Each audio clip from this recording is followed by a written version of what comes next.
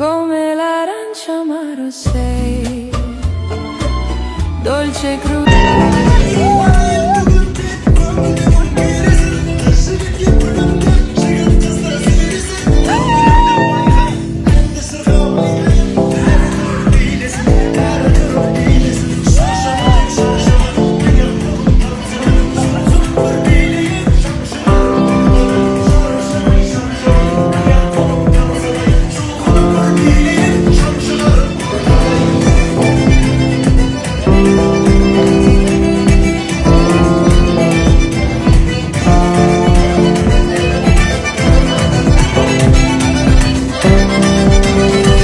Мен өзім қарны шығып, іші шығып жүретін адамдарды қатты жақтыра бермеймін ағайын. Өйткені ер азаматтар, жігіттер четко жүру керекпіз ғой формада. Сол үшін мен де сол формаға түсейін деп, осы бір методиканы байқап көрейін деп жатырмын. Егер мен оқырмандарым арасында менімен бірге ұстаймын деген жандар болса, ниет етіңіздер, ұстап көрейік.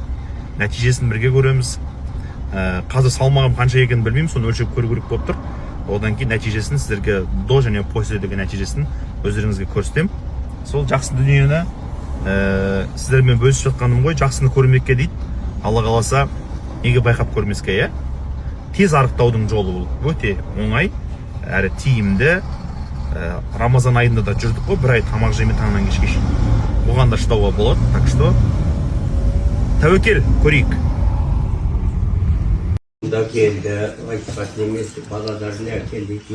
Сестраларымыз бәрі құран бағыштап ораза айтып қабыл болсын, жұма қабыл болсын, ораза қабыл болсын баршаларыңызға.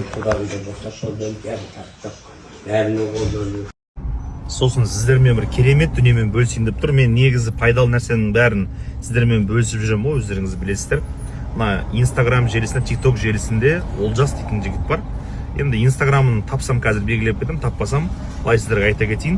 Сол жігіттің 48 сағат деген арықтау методикасы бар екен. Маған азу керек болып жатыр, үшін сол азсам деген ниетпен сол бауырымның методикасын байқап көрейін деп жатырмын. Негізі байқап көрген ол методиканы, онымен азу өте оңай, өте тез. Жалпы азықсы келетін адамдарға арналады. 48 сағаттық методика, оны түсіндіре кетейін.